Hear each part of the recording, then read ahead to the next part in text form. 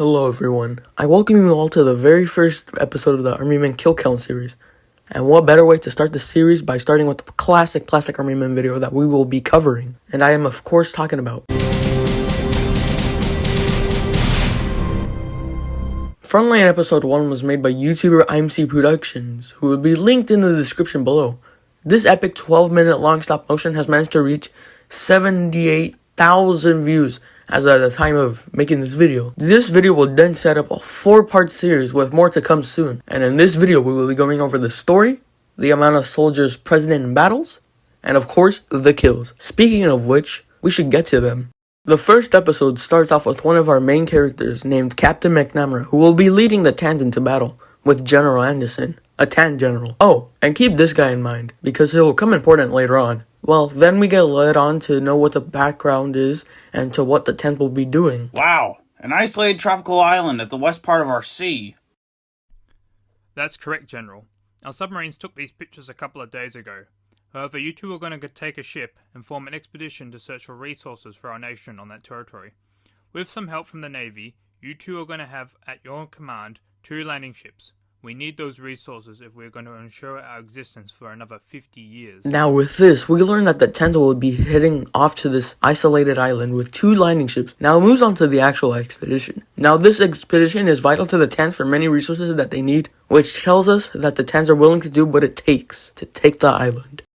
Now this is around when we learn that the isolated island isn't as isolated as the Tans have thought it was, because we can see that the Greens have set up shop. Then we get our first big piece of action to this battle that will soon ensue. We see a green rocket hit one of the landing ships, which, may I add, is a really cool landing ship, because I haven't seen many landing ships made out of cardboard besides a few at Select. Many of you can think that because the missiles hit the ship, it doesn't mean that it got destroyed, which is not the case, because as Captain Gomez, one of the other main characters, tells us, these missiles have enough power to sink one of their damn ships. With this information in hand, we can assume that this ship has been sunk. And with that, we run into our first major challenge. We have to find the number of troops on that ship, and what we have to look for is information. Now, trying to find out what type of landing ship IMC based his off of is kind of difficult, but by looking around, I'd safe to say that an LST landing ship is the safest bet, because they are somewhat similar in size. And with that, we know the capacity of these LSTs is 10 tanks plus 15 vehicles,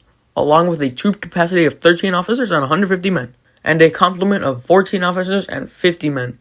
But that's not all. It tells us that there were 10 tanks on that list, which means that we also have to calculate the number of the tankers that would be needed to handle all 10 tanks. Now, when it comes to plastic armament, there are 2 main tanks that most stop-motion YouTubers use, that being the M48 Patton and the M60 Bully tank. But luckily for us, both tanks use crews of 4 men, meaning that we multiply the 10 tanks by 4 crews, and it gives us an additional 40 men to add to the count. And with that, this one team gives us a total of 307 troops to add to the count, which is just insane. Then we move on to the actual beach landing, which I have laid out all the casualties in this number montage.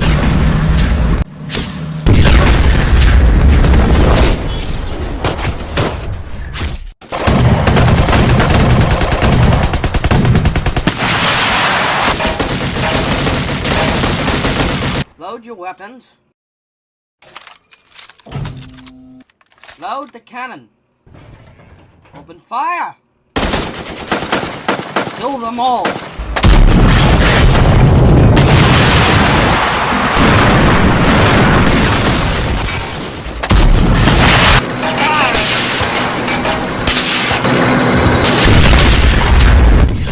Kill them all!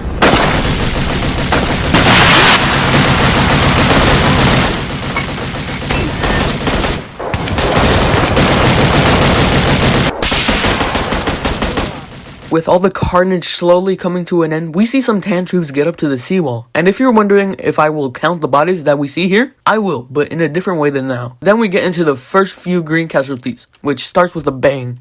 Literally. With all of these scattered assaults by the Tan, it gives us many different tan and green deaths that I have laid out here in this kill montage.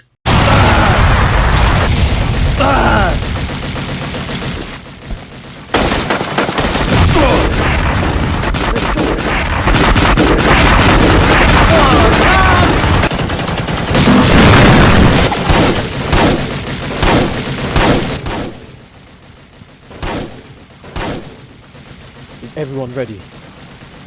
Yes, Sergeant!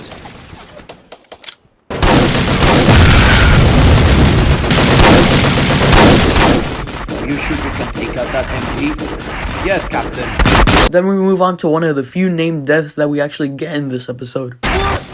Rip Henry, you will not be forgotten. Holy crap!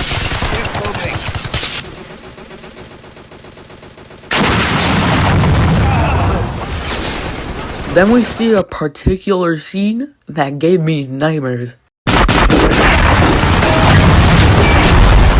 And it's not because it's hard to count or anything like that, but it's hard to estimate how many men this armored car had, because it's super particular, and for some reason, I couldn't find any trace of it. But with a little bit of logic, we can try to figure out the number of kills in this scene. We know that the armored car needs at least a driver and a gunner, and with a little help from the Sabertooth, we know that at least 3 troops can fit inside this thing, meaning it gives us 3 more kills.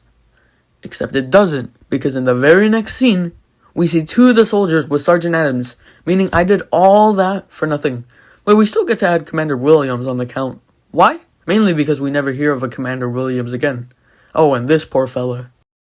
Now we move on to the ending bit, which I like to call the retreat, because the Greens start to retreat. There aren't many deaths, but we do get this. We see these 2 scattered events play out. A green landmine, killing not 1, not 2, not 3, but 11 tan troops. And trust me, I counted all of them. And the second event, we see an explosion which kills 2 Greens, because there was 8 of them in this scene, and then when they are running away, we see 6 of them. Anyways, we also see the carnage of the beach, which allows me to count up all of the dead tans on the seawall in this simple tracking shot. Now that we are reaching the end, I want to mention the hard work that IMC Productions put into this video, because it is just insane. Using our good pal of Discord, we can see many of the different behind the scenes photos that he took from Frontline episode 1, which is crazy because there are many difficult group movements that he did in this video. But back to the kills. In this running scene, we get 1 green death and many tan deaths, which are mostly composed of the Jaru poses for some reason. I guess IMC hates the Jaru poses or something. Then we move on to the final scene with the bridge, which gives us 5 green deaths scattered around and 1 tan death seen here. But then we move on to another sad death. The death of Sergeant Adams. And with that we move on to the credits, which for some reason also has some dead bodies, which I tried to count to the best, but with these filters it's kind of hard to see. With this constant fighting between the greens and tans, we get a whopping triple digit 390 dead tans, mainly because of the landing ship and the beach landings. But for the greens, we get a measly 35 dead greens, which 3 soldiers of which were named.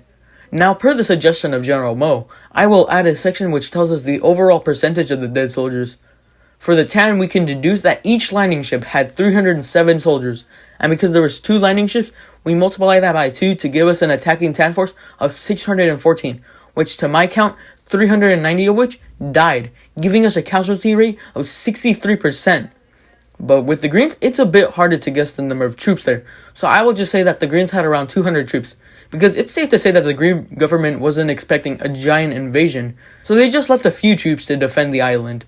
So with that, the Green casualty rate is a tiny 70%.